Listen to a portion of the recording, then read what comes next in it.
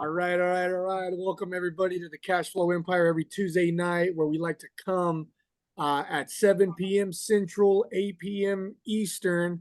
I'm learning my time zone, so don't make fun of me too much. But we like to come and get together and just bring a lot of family, friends, operators, and the multifamily and just real estate in general, where we like to talk about the dirty, ugly truth.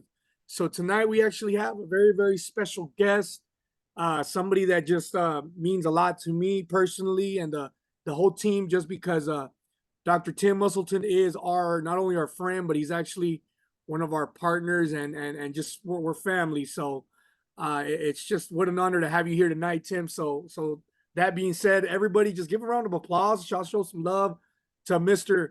Dr. Tim, the Deal Doc Usselton. Hey, thanks for that. Yeah, I'm so Yeah, excited man. to be here with you guys. Jonathan, Sergio, I appreciate the opportunity to come on here and just share and tell a little bit about my story. So let's go. Yeah, man. I appreciate you coming out here. I know you got a very busy schedule, so it's awesome just to have you and just to talk about some real estate. And just for starters, I mean, I know all over the marketing, we advertise doctor. So just for starters, man, for people that don't know you or that probably seen you around, because we go everywhere together. We're on all the, we host our own monthly, multifamily meetups here in Dallas. We go to Miami together. We go to the Grant Cardones. We're everywhere, right? So for people that don't know who you are, just go ahead and give us a brief introduction of who you are, where you're from, Sure. and all that good stuff. Okay. Yeah. So like you said, Dr. Tim Musselton, I'm a practicing chiropractor. I don't really do the hands-on work anymore, but been in business here in the Dallas area in Carrollton for coming up on 25 years now. And I did my undergraduate work at University of North Texas, and then I went to Parker College of Chiropractic. Yeah, that's right. Go Eagles. And started practice back in 99, practicing in 96, opened up on my own in 1999, and been in Carrollton ever since. I've moved through 3 or 4 different buildings and always expanded each and every time. I've changed locations to a bigger, better spot. The last 2 buildings I've owned, I bought and sold the last one, and now I'm in currently my newest one that I just renovated and moved into last November. So I just came up on a year and a month now being in my new location.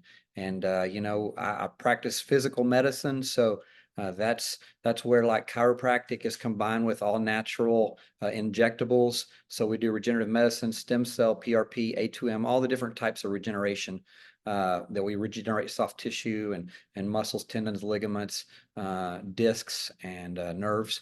Utilizing this technology that it's already in us. God gave it to us, and it just slowly decreases in its efficiency and effectiveness over time, and we just put it back in people. So that's kind of the focus of what we do right now in the practice. Yep. Nice. Y'all heard that, folks. If y'all need to fly out to Dallas without having to do any type of surgeries, call Dr. Tim Musselton. He'll take care of you. And I know you guys, try to practice avoiding doing any type of surgeries.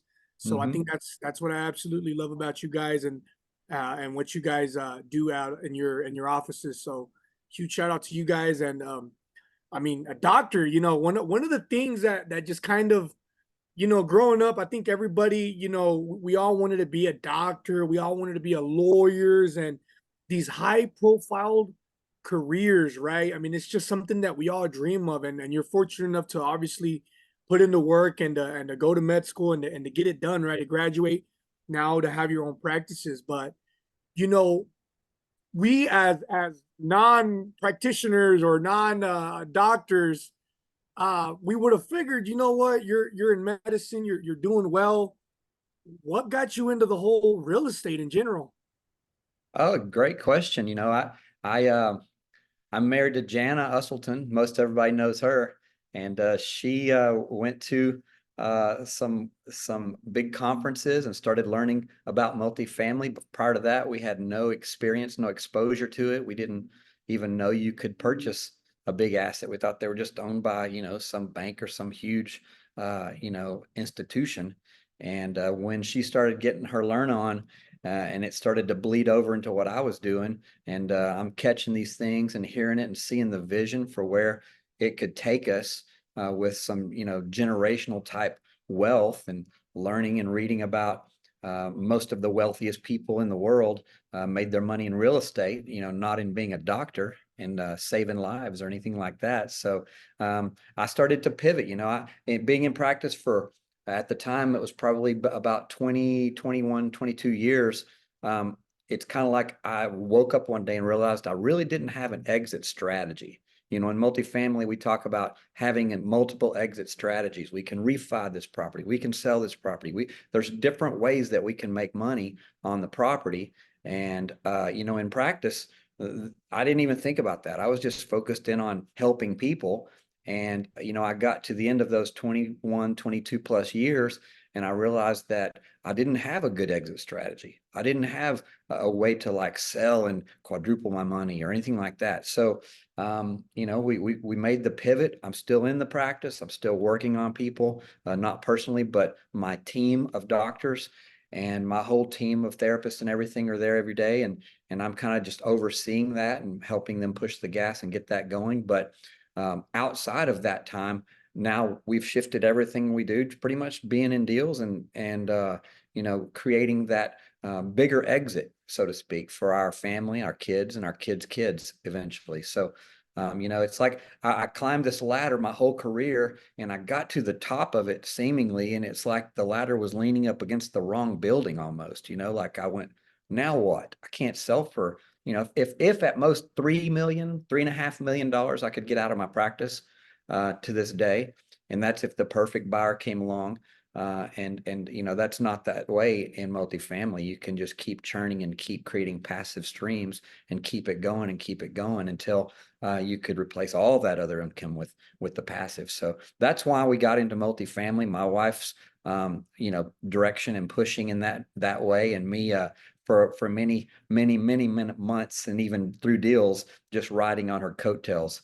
And now we're out there kind of discovering exactly what my superpower is. And I've always been a people person. I've built practices based on being able to talk to people. And so now it's more into the raising money, and I'm talking to people and trying to explain, what I've learned about their returns and such when we project what we can do on multifamily deals. So it's kind of an easy fit for me. I've always liked to share and to talk and to build relationships. And so that's what I'm doing now in this space. So something that I kind of you said something very important right here, and something I really admire about you is that, guys, just for the record, a lot of the speakers or a lot of us kind of catch ourselves saying, you know what, I'm just trying to retire, I'm trying to quit the 9 to 5, or I'm trying to leave my career. Something that I do truly admire about you, Dr. Tim, is that you really appreciate your craft. You got a lot of love for what you do. You take a lot of pride in, trying to help people out, avoiding surgeries and getting them right and getting their health back to 100%, right? So in this case, guys, I mean, you don't got to leave. You essentially, to be an investor, a multifamily investor, like Dr. Tim, you don't have to leave, your field. In my case, like, I'm in the construction industry. I got a family owned and operated construction company. That's something I absolutely love to do with my family. I'm rocking with my brothers, my sister, my parents, and although I'm not putting in the full time's work anymore, into that business, I'm still heavily involved, and I'm still in the conversations of trying to help build and grow that business. But that's just kind of like one of the once in the blue moons. I mean, we have speakers like Dr. Tim just talk about that you don't need to leave your 9 to 5 or what you love doing to be a multifamily investor. Can you elaborate a little more on that, Tim? Sure. I mean, we're kind of early in the multifamily game. We've been doing this a couple of years. We're not like, seasoned at this and seen multiple deals cycle and year over a year, been doing this. And so the passive return that we're getting right now and the flow of that return on our investment, it has not equated to or surpassed our active income. And so it's like we save up, say you're going to put 50 or 100K into a deal. And so you save up the money and you get it all together and you put it in a deal. Well, then what? You better have a job that at least, or own a business that can produce that active income so you can build that nest egg back up just to deploy it into another asset. Because eventually that passive return is going to supersede that active income. And when you've done that, you're truly financially free. That's the definition in my mind of financial freedom. Our freedom number is this. And if passive income is equaling that, then I don't have to. Then at that point, I truly can just do it because I want to, or I love it, or I can just oversee the practice, or I could sell the whole thing and it really wouldn't matter from a financial standpoint because, you got to have the ability to create the income to be able to put in these deals. And, you can do the math backwards and figure out what that number is and what returns are typically going to be. If they're 6, 7, 8, 9%, then you need to invest X amount so that 7, 8, 9% equals what it is you need. So we're just, we're getting there and we're on the journey and we're a few years in. We do have several deals that we've been able to be a part of and close. And it's, when it comes to that, it's not me doing it. It's not Jana doing it. It's collaboration with guys like you and Jonathan and Sean and all the others that have been a part of the kind of the inner circle of us helping to get where we're trying to go. Exactly, exactly. And I love that you share that teams, especially because, I remember at the beginning of our journey with Sergio, we thought that we need to do everything, right? Like, I tried to force Sergio to do underwriting, even if he didn't like it, right? So I was like, man, you need to understand this and this and this. And then, but actually that was not Sergio's superpower, right? So as soon as we start focusing in a skill set and different superpowers, that the business pretty much, it was a game changer. So, but yeah, Tim, I mean, I would like to share with people because this that you are involved in over 800 units and you are overseeing like $82 million in asset under management. But I want to go back a little bit at the beginning of your journey in multifamily because I would love to hear your story about that asset, right? The first one that you purchased, that it was a little nightmare for you, but just go ahead and share that with everybody. Yeah, and that's the gift that keeps on giving because we still own it. The first deal that we come across when we were wanting to do this as general partners in a deal, we found a little 14-door deal. It's like 5.5 acres and 3 duplexes and 2 quadplexes all on this little, kind of like a little farm out in the country. And it's a sub market of a tertiary market, like it's outside of Paris, Texas, which is like this big, and then it's outside of that. A few miles. So we bought it and it was fully occupied. It had 14 doors and all 14 were there. And the guy we bought it from was kind of like for lack of a better term, he was kind of like a slumlord. He didn't really fix the place up.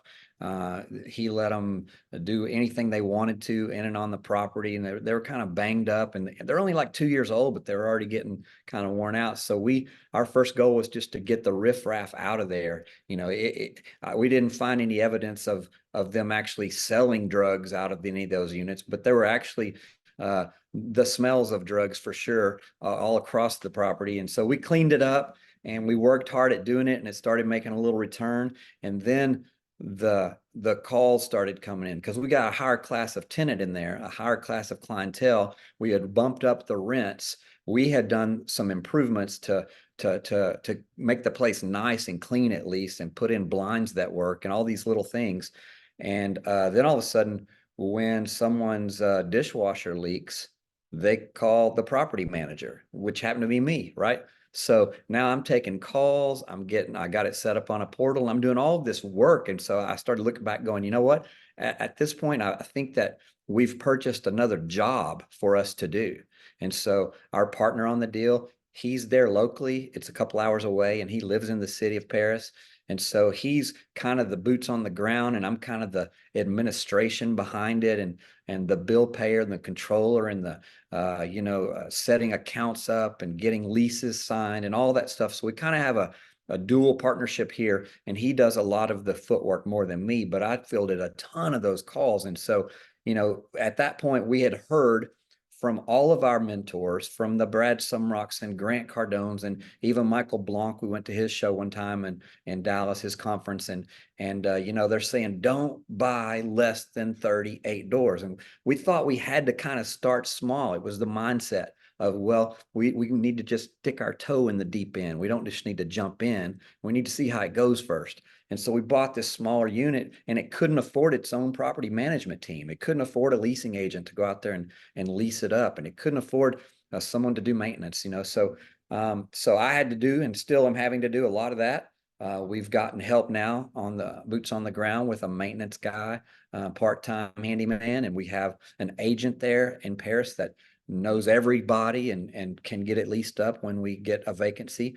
And now we're back to, we have one empty available unit right now out of 14. It cash flowed throughout the time that it went down to, 8 or 9 and had 3 or 4 vacancies. It still was cash flowing, and it still does well. But yeah, note to self, don't buy less than about 36, 38, 40 door units. Because you will be the property management, you will be the leasing agent, because it can't afford its own. So that's just a word of advice and wisdom. And I know everybody, some people on this call, I'm looking around and I know that you have smaller deals as well. And it's like a single family home. If it's empty, you got to go fix it up, and you got to be the one to do it, and you got to be the one to get the lease. And it's the same thing. It's just not scaled big enough to support itself yet. So if we could buy another deal, that was a possibility we looked at, so that maybe one person could bounce between 2 units and kind of manage and maintain them. But again, we're buying another bad deal in a tertiary market to make our first bad deal not so bad. And it's just, maybe we're just going to get it fully occupied and fast forward a year from now and then put it on the market and sell it, and get our money back. So yeah, it's definitely a lesson learned, and we'll never go that small again. Think, I think if I would have never met you guys, I would have been extremely emotional to try to sit there and I wouldn't even call it a mistake, guys. I would call it just honestly learning from people's, experiences. Like if Dr. Tim's telling me like, hey man, don't do it, here's the problems, I'm most likely not going to do it because he's my friend, he's a business partner, he's telling me his experience. And I think it's easy to get hung up on trying to do things, trying to think small and sit there and be like, let me just, kind of like Tim said earlier, let me dip my toe in the water. And, I want to start small, then grow big eventually. Like, Tim, you got the small, you said it was a 7, right? 14. 14. You got a 14 unit, and then you got units.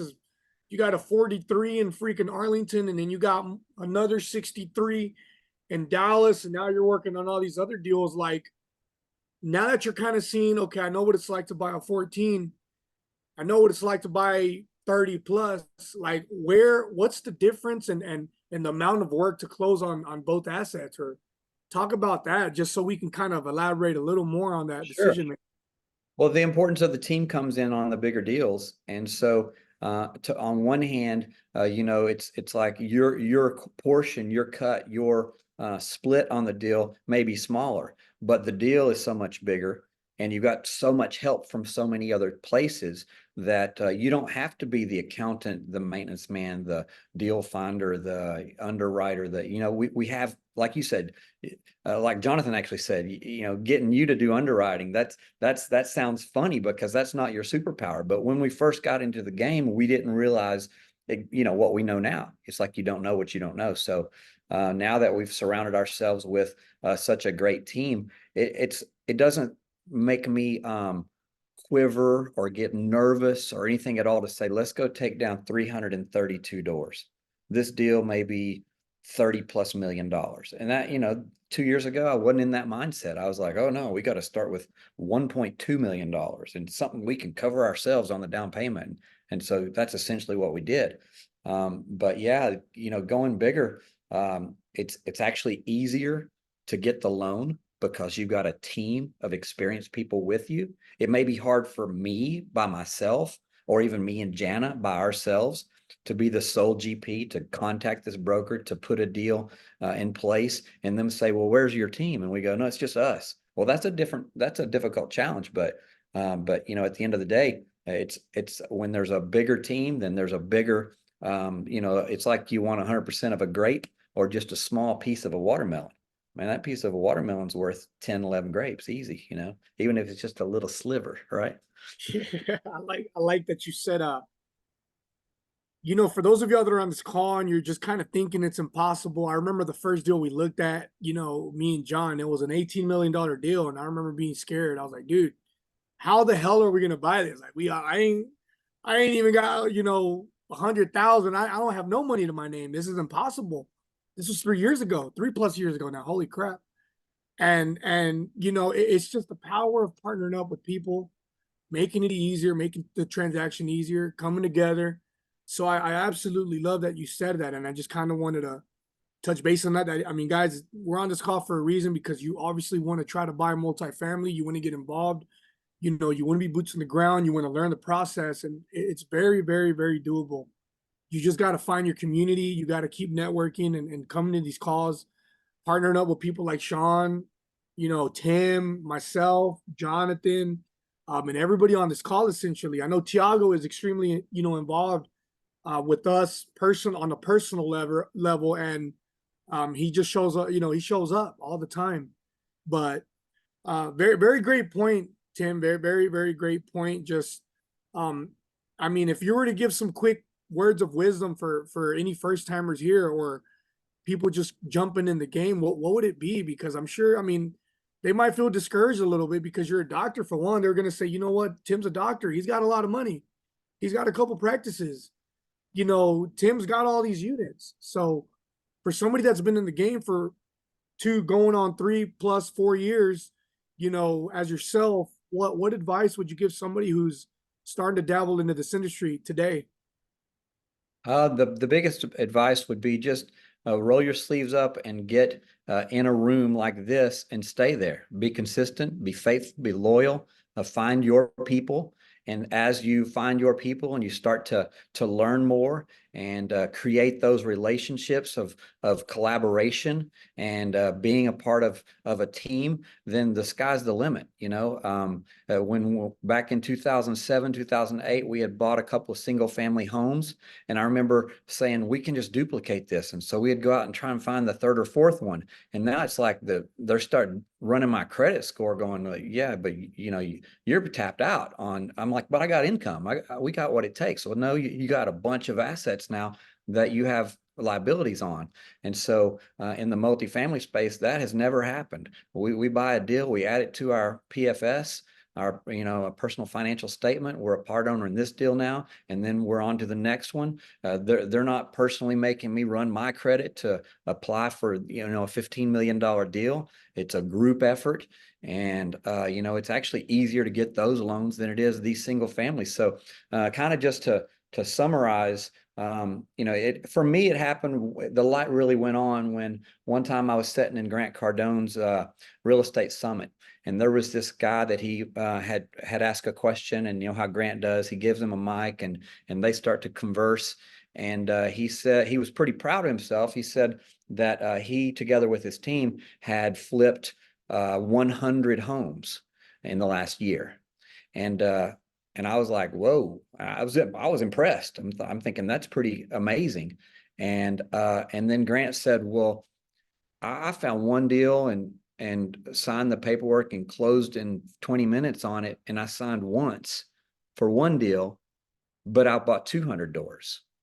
And so what was harder? Him working on 100 doors, one at a time, getting a contractor in there, different locations, different notes, different schedules of people and all that. And then to have to sell them individually, it just made me think that that is not something that you can scale as easy as multifamily. And so from that point on, we took Grant's advice and he says, go big or go bigger. You know, don't go home. There ain't nothing there. That's what he said. Go big or go bigger. So now we're just surrounding ourselves with the right people who have the same mindset and the same training. And we're in the same rooms together, and we're expanding, and we're challenging each other, and we're pushing the gas and saying, what can we do to go bigger? You know, we're at, like you said, about $82 million in assets under management, 82, 84, something like that. We're about to close on another 13 million And then we're working on the next one, you know, in the $30 million range, and we're going to keep adding and keep adding and keep adding. Our goal is 6 deals this year, and I think that we can be a part of teams that close 6 deals, and look back at 2024 and say that, you know, 4 or 5 was great in 2023, but 6 big ones in 2024 is going to be what really, you know, sets us in motion on the right track and kind of puts us on the map. I love it, Tim. That you share a couple of things like, surrounding with the right people, right? Believe in yourself, build the right team, right? So I wanna ask you that question, a question related with that, because even when we start with Sergio, beginning of our journey, Sergio was in a construction, right? So we didn't have assets yet. I was just pretty much checking deals, spreadsheet. We were calling brokers, right? But we didn't know our superpower, and that's a superpower that a lot of people, it takes time for them to figure out, right? What is going to be my role inside a team, right? So how do you leverage your profession, your field, right, in order to bring some value to a GP team? How are you leveraging that? Okay, yeah, it's a great question. You know, being in practice for going on 25 years now, I've been in my fair share of conferences and then next level masterminds, and you know, getting in a room with as many as 30 or 40 doctors that are all, you know, trying to build the best team and the best practice and all over the country. And so I've had exposure to those types of environments to where you really can sit down and learn from others.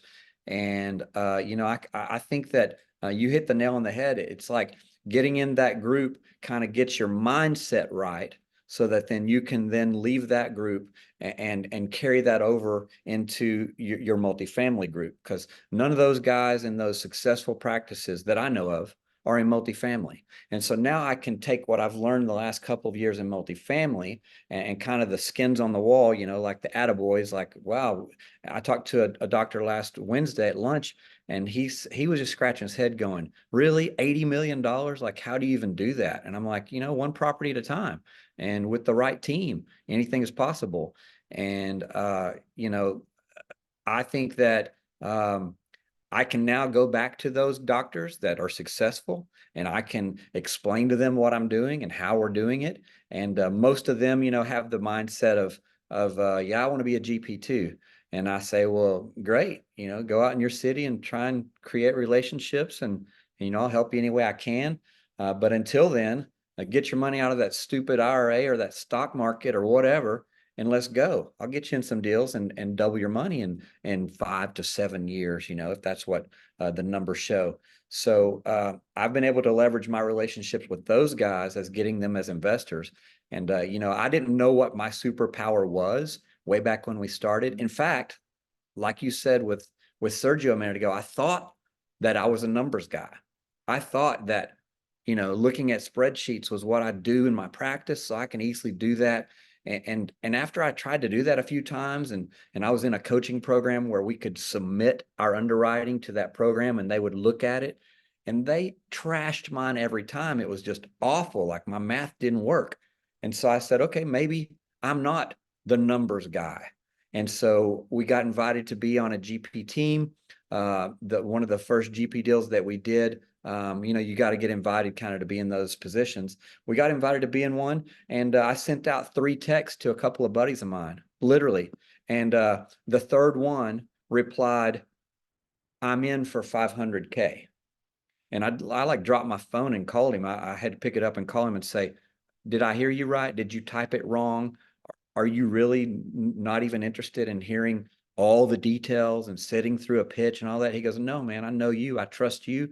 And I think it's going to do what you said it's going to do. So I'm in for 500K. And so at that moment, I was like, maybe I'm a fundraiser, you know, like I didn't know, but I can leverage all of these relationships with these people that have active income.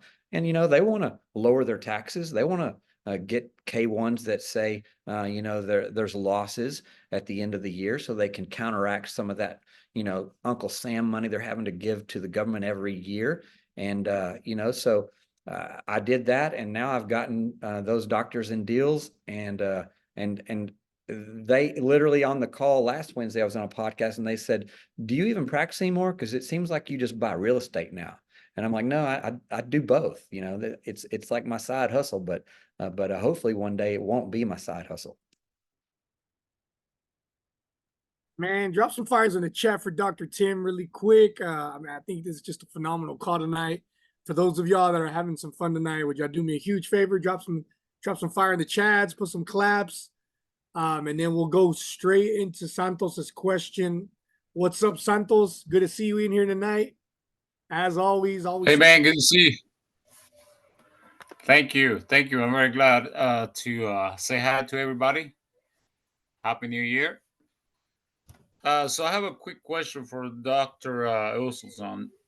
How would you present a deal where you like, for example, and you guys will not let me, lie about this. Sometimes when we present the deal to a doctor, for example, we assume right away they're going to be a little more difficult to deal with because they're more educated than most of us, right? So my question would be, how would you present a deal to somebody that you know are more educated than you are? That's a good question. You know, I would take it one step further and figure out if they're just a doctor in practice or if they're a business owner, because I think the approach may be a little different there. If you're talking to the guy who works in the ER, that works at a hospital and he's a doctor, he's very educated, but my pitch to him would be different than maybe my pitch to the guy who's down the street, has his own brick and mortar, or he's leasing a space and has his own team and he's an entrepreneur, because those guys, you know, they might have a different mindset about growth, about collaboration with another team, that, you know, betting on the jockey as much as you're betting on the horse, which may be, you know, the team running the asset versus the asset. So, you know, at the end of the day, I think everyone benefits with earned income. Everyone benefits from the tax breaks. And so that's a big point. I did a call today with a business owner. Wasn't a doctor, but he's a smart guy. He's a marketing specialist. And he didn't necessarily care about the details of the deal. He wanted to know about cost segregation and bonus depreciation, and if he gave money now, what that would look like at the end of the year on his taxes. That was his main concern, because these people are paying high taxes. They're in a high tax bracket, and they if they aren't investing, then they're just, you know, all that's earned income. So that's kind of my approach in talking to them, and, you know, knowing my stuff, or at least trying to learn it and get it down good. So that you can go in and literally say, you know, how much you paying in taxes. Well, in this deal, if you gave this amount and we got this cost segregation back, and we're at a time, you know, now where we're getting 60% forwarded to the first year of those taxes, then yeah, you can go from I'm paying $40,000, $50,000, $60,000 a year in taxes to I'm paying nothing, or I'm paying, or I'm getting a refund even. And so the tax breaks are huge. You know, the richest of the rich, that's why they don't pay taxes if they're in real estate, because they have, you know, that's why Donald Trump won't show his tax returns for sure, because everyone would be real mad if they found out that he actually got a return on top of his net worth of $4 billion. It's because he's losing money on paper in multifamily deals and big commercial deals. So that's kind of the taxes is where I approach it from with those guys. Okay. I love a question, brother. I think that was phenomenal, just because when you're in this industry and you start to kind of raise capital, you start thinking doctors, you start thinking attorneys, you start thinking all these careers that are, you know, oh, they got a crap load of money, and they do, you know, but you got to understand how is it that the returns work. You got to be extremely educated, learn how the tax advantages work, as far as how Dr. Tim just explained. So Santos, just to add a little more of that, man, you just got to understand your deal and understand how to talk to them. So, man, that was phenomenal. Anybody in here capital raising, for sure, go back and check out the recording. Once again, this live video will be on YouTube and it'll be on Spotify. If you're not a visual guy, I'm a visual guy, so I like to go back and watch the videos. But just for your information. If you think you're gonna miss something out, it will be recorded to check it out. But great question, Santos. I'm glad that you asked that. So thank you for that. So Thank we'll you. go on to Jody. Jody, what's up, Jody? Hey guys. Hey, Tim, question for you. The lines is what Santos just asked. When we talk about tax advantages, how are the tax advantages different between just an investor versus someone that's considered a real estate professional? That's a good question, and I'm not going to speak out of experience on this one because I'm not a real estate professional. I know that there are some breaks because when we did our taxes, our CPA was telling us about if you have a license and you spend X amount of time throughout your looking at multifamily, that you can actually claim some other deductions that are helpful. But don't get me lying. I don't know the details on that. That's a great question. Is there somebody else, Jonathan, or maybe Sean, Sergio, that could answer that better than I can? Because I don't know the answer. Perfect. Yeah, I would like, and actually, I'm working right now. Probably it's gonna be in 1, 2, maybe 3 weeks. We're gonna bring a CPA that actually talks specifically about how to take the tax, advantages in taxes, right? So I don't wanna kind of like ruin a little bit, maybe I give you a wrong answer, especially because we always like to say we are not CPAs, we don't like to give advices and everything, but this professional CPA, she should be coming in probably in the next couple or 3 weeks. But what I understand, just coming from my experience, is that when you invest in multifamily or every single family, you have passive income, right? So you can use the tax advantages if you are not a real estate professional, towards your passive investments, right? But when you are a real estate professional, actually you can now do it against your active income too. So you can kind of like do both, right? So you have the 750 hours, all the requirements and everything, right? So again, that's coming just from my experience, what I learned, what I know. So, but I would love to that you guys just be ready, because that call with a CPA, that's gonna be fire. A lot of people are asking about that. So Thanks for your input. I appreciate it. I can wait a few weeks. awesome, let's go. So that being said, don't miss out on the Tuesday night calls, guys. So make sure you're here, just because you never know who we're gonna have. And kind of like popping out last minute. I don't want to warn y'all a week in advance who's showing up. I want to leave the suspense. So look out for the emails. I know we posted all over social media. Hey, don't forget to join us tonight. So just keep looking out like y'all been looking out. So Sergio, yes, sir. I went through this situation last year, 2022 to 2023. I can share my experience, but not, the tax coding as a disclaimer here. Let's go. So a lot of people think that to be a real estate or engaged in real estate, you have to have a license, and that's not true. Most of us started in the informal industry, right? So I ran into the tax write-offs problems because we got to the point that we're paying too much tax. And then, of course, like anybody else, when you get to that level, the name of the game is not making money, but avoiding how to pay taxes. So we sit down with the CPA. CPA says, well, let's take a look at the books. Let's take a look at the activities here.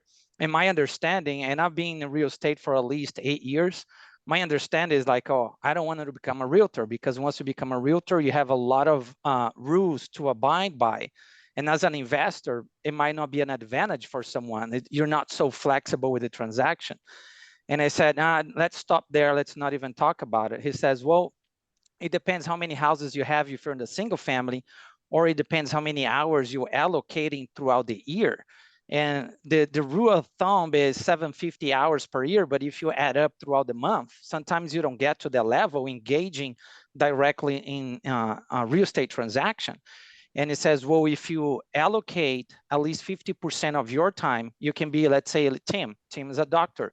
He runs his clinics, but 50% of his time he's making the administration. He's running to the assets. He's running paperwork. He's setting up appointments, clients, everything that you're engaging in the real estate, it counts as an hour towards the professional.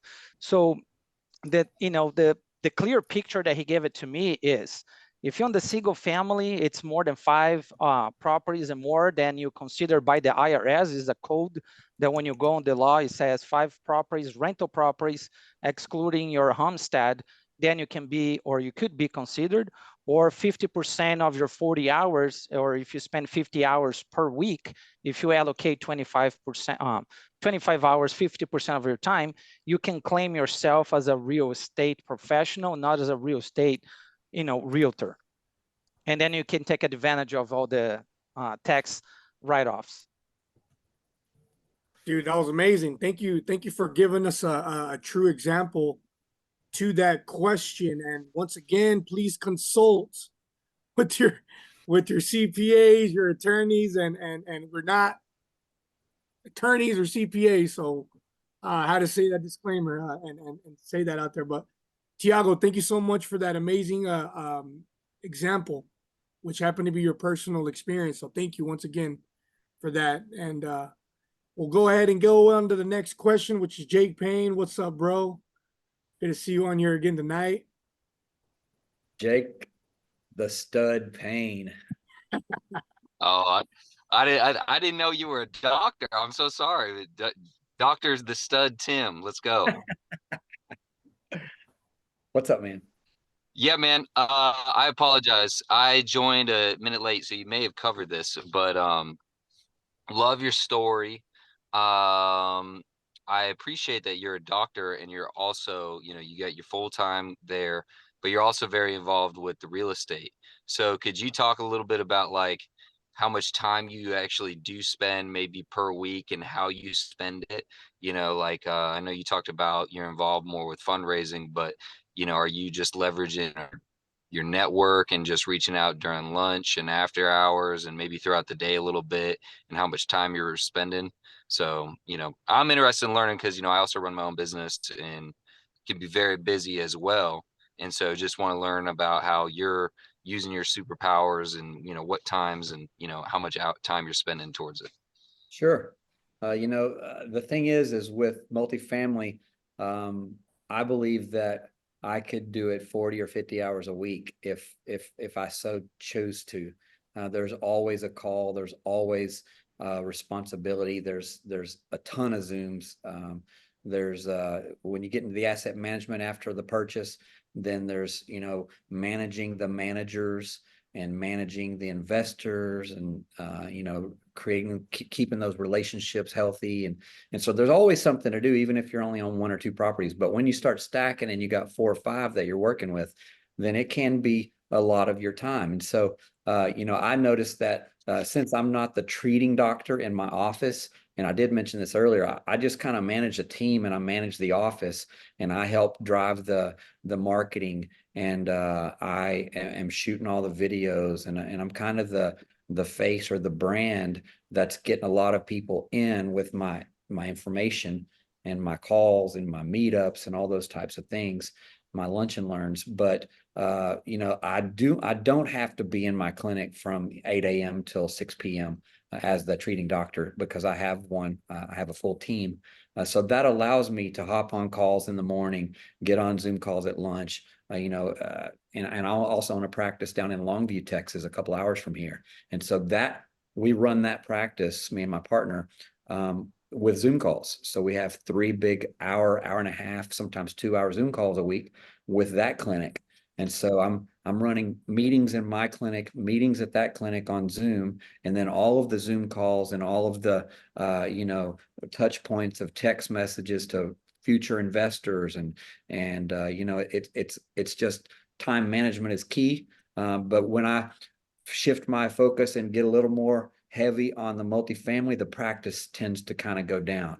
And so I jump back in the practice and I say, I can't be on these calls this week because I'm going to have to really focus over here because we're having struggles with this, and I got to put this new program in place, and we got a new product to sell. And I'm kind of the person that implements a lot of the change in my office when we're trying to, get that up, because we got to keep that active income up so that we do have the money to put into deals, So it's like you go through moments where you do have good income, but you're still illiquid because you know, you just need to wait on the next pay cycle so you can get some money and take some distributions and, you know, pump the business up as much as you can so you can dump it into the assets. So it's a great question though. I thought you knew I was a chiropractor. I did not know that, but I do now. So Awesome. I got some pain in my neck. I'll give you a call soon. Very good. We'll take care of you. All right. Thank you. No problem. Thank you. Great question. Gabrielle, how you doing? Hey, thanks, Dr. Tim. I like it. Jake actually covered a big part of my question, and thank you for the great education tonight. My question is, I understand how you found your superpower. How would you recommend for others who are new to the space to find their superpower? Great question. I think a lot of people struggle with this because they may not even know kind of what the different categories are. Like, I think I could be good with numbers, like, right? Or I think that I'm more of a people person. I kind of know that about me, but I don't know how that exactly fits in. And so when you're in the circle with these people and, you know, kind of formulating your team, even though at the time you may not realize that you're formulating a team. I know that me and Sergio and Jonathan recorded ourselves, what, 2 years plus ago at an event on camera phones, on our cameras on our phone, stating we're going to be in 1,000 doors in 1 year, or we're going to be in, I think at that time we might have even said less than that because we didn't know what we didn't know. So I was just trying to always be getting my learn on and being around the right people. And then after I saw a deal and I was an LP investor in a deal, and then I saw what the GP team was actually doing, how there's asset managers, how there's, you know, investor relations, how there's capital expenditure teams that understand and know construction, how there's, you know, fundraisers and capital raisers, how there's, you know, people, you know, relationship with brokers and with management companies and all those different things. You start going, okay, well, there's basically about 5, maybe 6 categories there that I think that I'm leaning one way or the other. And then you start kind of finding the people that complement that, because, you know, it's kind of like, I don't know if you're a Dallas Cowboys fan, you know, they're in the playoffs now. And I know Sergio's a big fan, but maybe you'll understand this analogy. Maybe the best quarterback statistically in the league is Dak Prescott. But Dak Prescott would make a horrible center and a horrible right guard and a horrible left tackle and a horrible punt returner, because those are different skill sets. But a team is not a bunch of the best athlete or the best quarterback. There's different roles. And so once you find out what those roles are, you just start to complement with the others. And all of a sudden you got a great, you know, return guy like a Deion Sanders, and you got a great big moose of a guy that can block, and then you got a real fast, wiry guy that can tackle anybody, and you got a tall, lanky guy that can jump high and catch the ball, and you got a great quarterback with a rocket for an arm. And so the team complements and it kind of fills in the pieces. But again, you know, that team would be horrible. They wouldn't win a game in the NFL if Dak Prescott played every position, you know. So finding your spot, your role, and you don't even know what those roles are when you're fresh and new at it. So you kind of get in the room, and you got to come to meetups, and you got to learn, and you got to listen to people with experience. You get into mentorship programs and learn from the Sean Rice houses of the world. And every time he talks, I just lean in because he just drops nuggets of gold, you know. And so, but yeah, long story short, maybe that was long story long, but that's it. You're a good salesman too. I appreciate that, Tim. I'm not selling anything, brother. You got wisdom. When you drop, you act like you're not the speaking person, but when you talk on a mic, especially like at meetups or at a conference or whatever, people lean in because I would second that. I would authentic. second that. It's genuine. It's like from experience. Trust this guy. So I love it. Great analogies and just great conversations we're having tonight. Just because, guys, it took me 6 to 8 months to try to figure out my superpower when it was right under me. And I mean, don't think about it too much. Don't feel like you got to go under it. Although I understand it now because I was forced. Like, man, I got to learn this. I understand the underwriting very, very, very pretty well. I can look at a sheet. I know what I'm looking for. I can look, I know how to data entry it. Very could be a little challenging, but I just don't want y'all to come in here and think that you got to do it all because you really don't. Don't be afraid to just really sit down and be like, what am I good at? Can I talk to people? Am I a numbers person? Hit the numbers. Am I really a capital raiser? Can I just go? Do I know a lot of doctors? Do I know a lot of attorneys? Do a lot of people at my company or the businesses I'm surrounded with have a lot of money? Maybe I can help them solve a problem, which is a tax issue. So ask yourself those questions. But you're more than capable of doing this, guys, and finding your superpower. So, Dr. Tim, thank you for that. That was an amazing answer. So, that being said, we'll go ahead and go to Eric Gonzalez. How you doing, Eric? Hey, I'm doing great, all. And Tim, hey, nice to meet you. My parents were chiropractors for 30 plus years, so respect to you. I know that's kind of a tougher industry as well for some. My question is, of a team of superpowers, are there critical superpowers that you want on your team? Or, do you kind of, jack of all trades, you want a team that's, all encompassing? Are there certain things that are must have on your team, or there's certain things you can allocate or outsource, like an accountant, a CPA that you'd have on the periphery? Or do you want someone that's a contractor and you have your own contracting team that's embedded with your team? That's my question. Like, what is the superpowers you want? Great question. And, I think you might can get away, depending on the deal size, you might can get away with a smaller team. Early on the call, I talked about a 14-door deal, and we had no team. That was me and my wife and another couple that are running this deal, and we didn't have underwriting specialists and asset management specialists and capital raising specialists and CapEx. Like we didn't have all that. We just kind of went out and jumped in and did it. But then you get into an asset that's 132 doors with a full-on management company running it, and it's going to need $1.2 million in capital expenditures for new roofs and interiors. And yeah, I mean, I don't have the superpower to do that.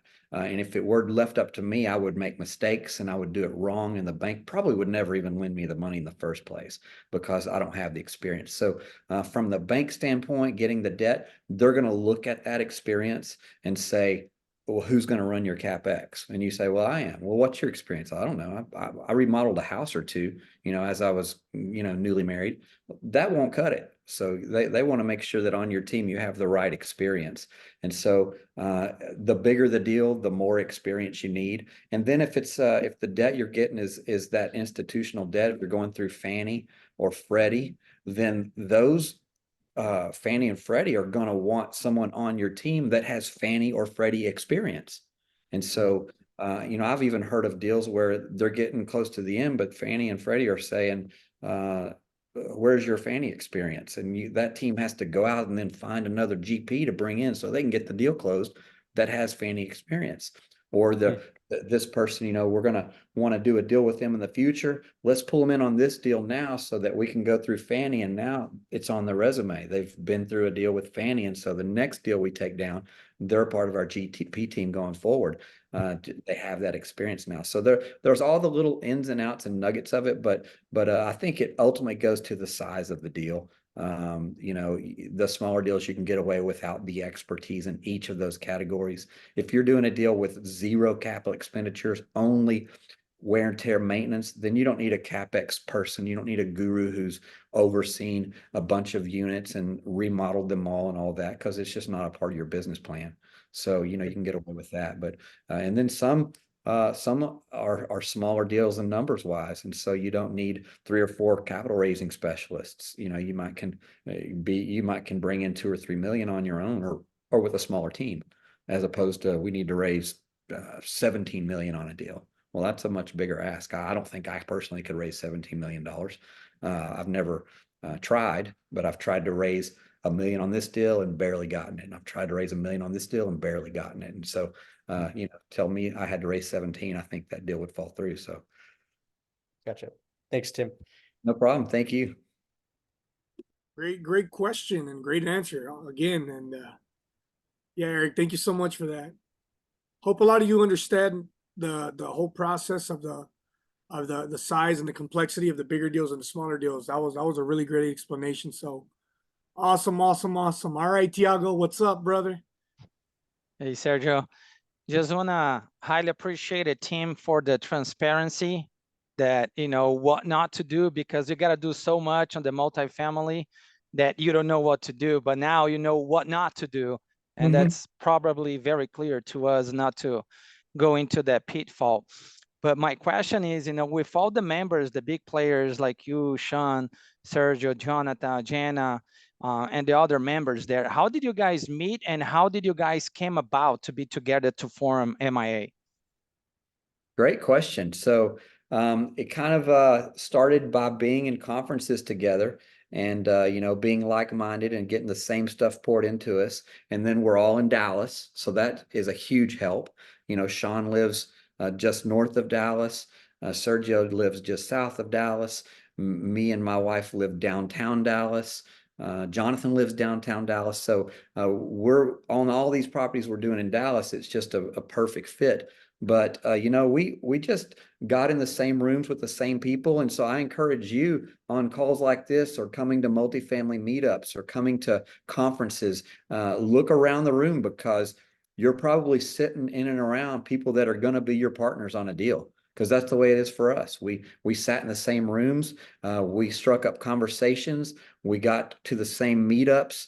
We did all those things to become familiar with one another and realize that we all had something different to add, and why not? We'd each done deals with other teams where we weren't maybe the leads, or at least my experience, I wasn't the lead on a couple of deals, but I was just invited to be on the team.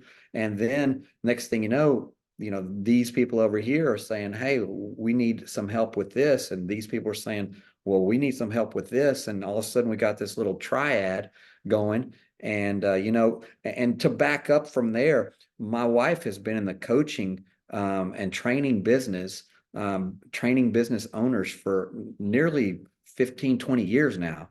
And so she had a following, so to speak, of people who looked to her as their leader because she had helped their businesses and their industry grow so much that as we pivoted into multifamily, she reached out to some of those same clients that she had been coaching for a number of years and just grabbed them by the hand and pulled them on this journey with us. And so we already had a base of those people that wanted to go on the journey now of multifamily and get out of just straight running their business, but now become investors. And so it evolved from that. The MIA program, in fact, it wasn't even its own entity. It was just a program under this other company that she had ran for a number of years. And so it was just kind of a perfect hand in glove. It fit real well. And then what Sergio and Jonathan and Sean bring to the table with their networks and their people that they've that have really trusted them to help them along their journey in multifamily. It's like you got a group, we got a group, he's got a group, all kind of creating these little followings, and all of a sudden we can kind of bring it together and we can do much, much bigger things in a group. Like I said, a whole grape or just a piece of the watermelon. And I want the watermelon, so I don't want the whole watermelon. I don't want to be the one that's at the top of this thing. I want to be a part of a team that they can pick up my slack and I can pick up their slack. But that's a great question. And the MIA thing exists now because, we had a very successful ConnectCon 2023. And, it was probably our best conference, but it wasn't our first. It was our first that was specific for multifamily. But my wife's been doing conferences with 200 plus people in the room for years. I mean, we've done 7, 8, 9 of those. And they started small back 10 years ago, 9 years ago, and they've grown every year. And now this year, it's like we did it again. But this time we had different guests and different speakers. And so it turned out really good. So get ready. ConnectCon 2024 in November is coming. It's going to be the biggest one ever in Frisco, Texas, there at the Hyatt Regency, connected to the Stonebriar Mall. You can't beat the venue. You can't beat the atmosphere in that place. And so we're looking forward to that and just growing it more. There goes the chat, ConnectCon2024.com. You can actually go there now. This year's going to be fire. Exactly. No, it's just, you just started describing all this, and I just started thinking, holy crap, guys, like, it's just amazing to be able to take down these assets with such an amazing group of people with Tim, Jana, Sean, Jonathan, my partner, just everybody in this group has also had a big, involvement in our journey. And that's what essentially what we're creating. I don't know if you saw me put a link of www.modelinvestoralliance.com. It's actually our website for you guys to go check us out and see what is it that we have to offer. Sean also posted a link for this year's ConnectCon, which was a phenomenal, and I wouldn't even call it, Tim, just a multifamily conference. It was a legitimate business and multifamily conference put together. I've never seen anybody do that. And I bet me and Jonathan alone last year, well, now the year before, we've gone to over 10 to 15 conferences a year. And that was the first conference that literally integrated the business side of things with multifamily investing. And I've never seen it done. And I think it's just something extremely special that we do in such a legit environment, such a legit venue. Everything was just legit. So the food was amazing too, by the way. We had a lot of compliments on the food. You're not getting no box lunches. You're getting some A1 food. So please, this isn't a pitch. This isn't anything, but we are going to be talking about ConnectCon in November here in the next couple weeks. And y'all got to be there. I want to see every single one of you guys there because it's the room to be in. So yeah, great. That was a great answer, Tim. Thank you so much for that. That being said, we're going to go on to Kenneth Waters. What's up, Mr. Waters? How you doing? What's going on, Sergio? Good to see Ken you. Waters here, Mr. H2O in the house. Good to see you guys. I just wanted to say I don't have a question tonight, but I just want to make a comment on how much I admire you guys, you and Jonathan, Tim, and Sean. All you guys really bring your best game every time I see you guys coming to the table. And I'm just totally in awe of how far you guys have come in such a short period. And I just want to say, anybody that's out there looking to get involved with this team, I haven't seen a better team out there. You guys are amazing. And I'm going to make a 2024 prediction to say that I'm pretty sure that I'm going to be a GP on one of the things that you guys take down this year. So let's go. Let's go. Oh, let's go. That's right. Great. Thanks for that, Kenneth. Yeah, yes, sir. Thank you for all you guys do. Thank you for putting this thing together every week. I mean, you guys are one of the top people out there, just staying on the forefront, putting all the amazing information out there that people need to learn. People that are new to the game, learning the do's, learning the don'ts, learning who to meet and how to greet, and you guys bring it all. So congratulations. Appreciate it. And this is what we have to offer, guys. I mean, you don't only get me, you don't only get Jonathan, you don't only get Dr. Tim. I mean, you get the whole works. So that's MIA for you. All right. You get the whole package deal. One little shameless plug there. If you're watching this tonight and you happen to be down in the Houston area or down in the San Antonio, Austin area, we have DFW multifamily meetups that aren't DFW anymore. We have a chapter, so to speak, that's going to be starting down there, and they're doing is it January? They're doing a January meetup in the San Antonio, Austin area. Because we had so many people there that were trying to get to Dallas on the third Thursday of every month. And that's a haul. I don't know if you've ever driven 35, but it's always, it's 3 hours on a map and it takes 6 hours to get here with all the traffic. So they're doing their own thing down there. And some of us from Dallas are going to be down there this month to help them get it launched. But their MIA, full on 100%. Onboard MIA team, and they're going to be doing that. And then we hope to do the same exact thing down in Houston, just ASAP. So if you're on this call and you can't get to Dallas for a multifamily meetup, the DFW one, you can now go to San Antonio and check it out.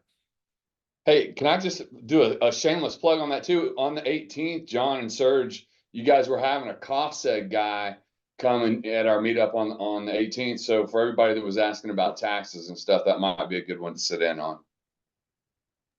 That's next Thursday, guys. Don't forget, if you're in the Dallas Fort Worth, we'll be having the cost set guys, right? Yeah, next Thursday. Yep, the 18th, next Thursday. So don't miss it. Live in action. It's gonna be amazing. So look at this. We're just freaking killing it out here, bringing all these amazing people to help y'all out. So I absolutely love it. Before we go into the breakout rooms, we do have a question from my good friend Maria. Maria, she said she couldn't raise her hand. She texted me. She's like, "Hey, help me out." So feel free to ask your question. I don't know if you can unmute yourself. Yep. Yes, I did. Yeah, hi, Tim, really great questions, great answers. You answer a lot of my questions, but I'm new to all this. And when you have some small amount of money to wanna invest something, you don't wanna make any mistakes. And Jonathan, a couple of weeks ago, he said that they had in the beginning, they lost some money, and we don't wanna make that mistake. We wanted to buy these 50 units, 100 units, 150. And I don't want to lose my 200 or 300 or 500. How do we do that at like buying something with not making a mistake? And you guys live in Texas, we live in Florida. So how can we get together as a team when you're so far away and we cannot go, I own a business too. I cannot travel all the time. So how do we do all that? Sorry, I was muted. That's a great question. And we're in some deals in Florida as LP investors, but we've actually shopped and looked as the general partnership team at some deals in Florida. And we would love to be in Florida. Florida and Texas are probably two of the most prime multifamily real estate states in the country as far as growth and all of the reasons why multifamily is going to stay good. As far as how do you do a deal and make sure you don't lose money? Well, you surround yourself with the right team. It kind of feels like a broken record here, but that's truly it. You gotta we underwrite our deals 2 and 3 times separately from different people, and then we put them all together, and then we submit the numbers to our debt broker, and then he underwrites it on his own, and then so we got all these checks and balances to say, hey, your break-even point is X amount of occupancy. If you will never go below that, you will never lose money on the deal. And also, it's our rule that they're cash flowing day one. We're never going to buy a distressed property like sometimes you might buy a single family and go, oh, I can get it cheap. I can get it $30,000 under market because it needs some work. We're not doing that in multifamily. We're not going in and saying, it's losing money, but I know how to fix it. No, it's making money and I know how to help it make more. We're going to add income. We're going to, force depreciation, especially if it's a Class C property. We can accelerate that. We can come in and on, like if we close on a Friday, then, Saturday, our teams are out there working on the product and making it better and putting the plans in order. We've already got everything in place so that it's not this big lag time, but no, we're here, we're serious. We're going to force some appreciation in this property. And we're going to start raising the rents accordingly. We're going to start collecting the added income. And so we've got these plays in place to ensure that it's not going to lose money, because the last thing we want to do is take an investor's money and then have a deal go bad. And that does happen. I understand that. I've never been a part of a deal like that, and I don't ever want to be a part of a deal like that. But I've heard of deals where they're making capital calls and investors are upset and GPs are putting in $1 million out of their own pocket. And it's not money they're going to get back. It's just they're trying to not lose the deal, 2-3 years down the road. And there's, $1.3 trillion worth of debt that is due in the next 12, 13 months at this point. And so when you hear that number of how much is going to transfer, all those properties are going to transfer to new owners. That $1.3 trillion worth of debt on properties is going to transfer to a new loan.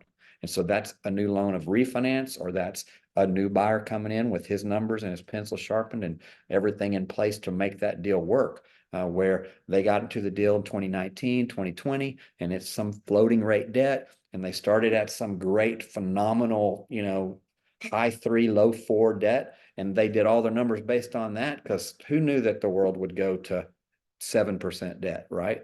Not them. Obviously, they got the wrong product for that. So they're having to put a ton of money, maybe drop $1 million on a rate cap so that it doesn't keep going up. And that's not money they're going to necessarily just get back. So we have all of the measures in place, kind of the checks and balances, so that we're not going to lose money on a deal. And so far, every deal we've done has outperformed the pro forma, and knock on wood, that may not happen on every deal, but so far they've been really, really performing. On the deal we closed last, I believe it was in July, it was supposed to start making distributions in maybe January or February of this year. And we sent them out in December, to like 2 months ahead of schedule, because we had stabilized it so quickly. And so it's just the right people and the right team and pushing the right levers and knowing how to do capital expenditures and all that combined is what makes it a good deal that doesn't lose money. And how to make a good deal? Like, say I put 200 and you put in 500.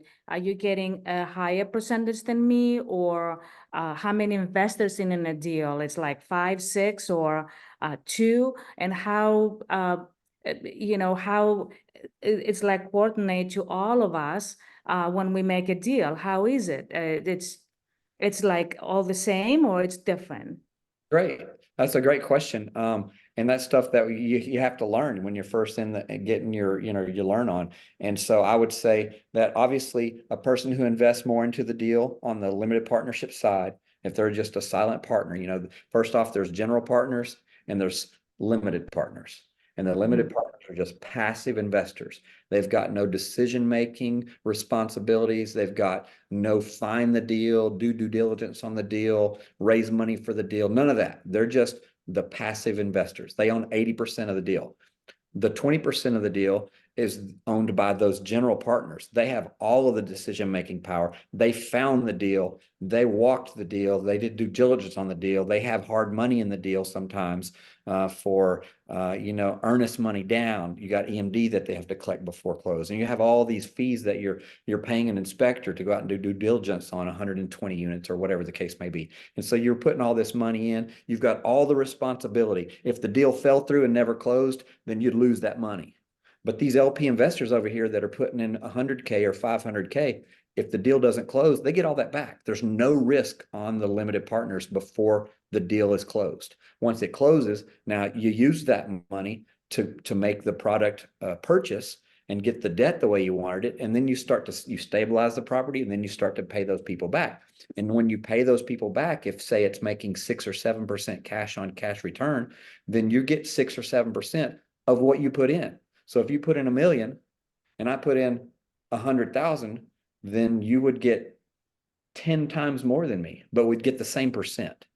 We'd both get 6% back. So that's kind of, an elementary way of describing the numbers, but pretty much, the limited partners, when it comes to these 506B deals, which is like a subsection of the code, according to whoever it is, SEC or IRS or one of those 3-letter, government agencies, they say it's a 506B offering.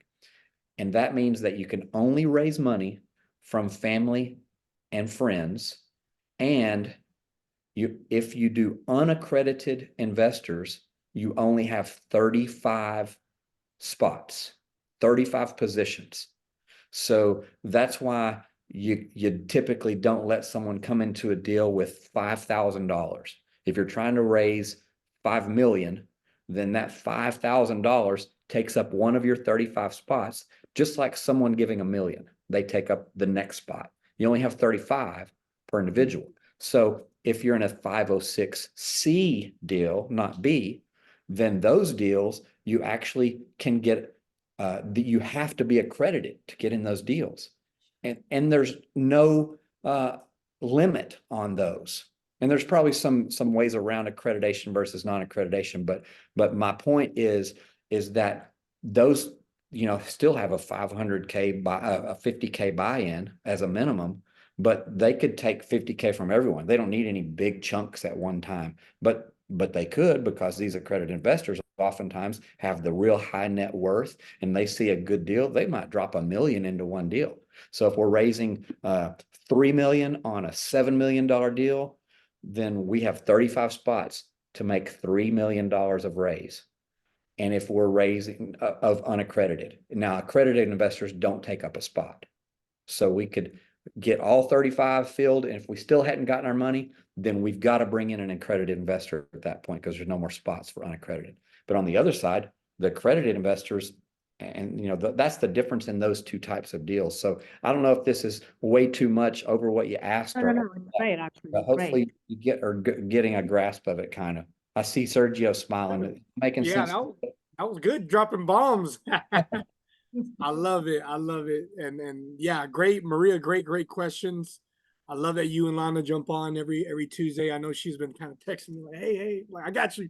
So it's awesome. Great questions. So don't feel bad. And Tim, great answers. Those were amazing. Let's go to Florida. I want to. Yes, we're ready. Come on, we're ready. What part of Florida are you in? It's close to Orlando. It's called Sebring. Sebring. It's Okay. not in a big town, but it's okay. Are there apartments there? Not so many. Okay. So what city you want to be in? Sarasota. Sarasota. Okay. There's some money in Sarasota. That's a good car. Yeah. We got some friends out there that we can connect you with too. So.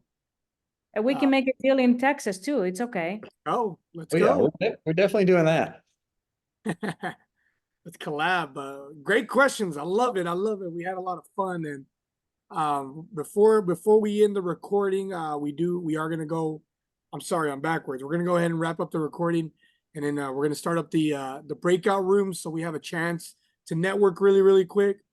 So that being said, guys, Tim, Dr. Tim, thank you so much for joining us tonight, and just for bringing a lot of value to your community too, and just to everybody out here that's coming out to learn something, and to really just start walking a lot with more confidence in this industry, just because it can be intimidating. It is a lot of information, but guys, continue to show up and to listen to amazing people like Dr. Tim. We're out here just dropping some bombs every Tuesday night.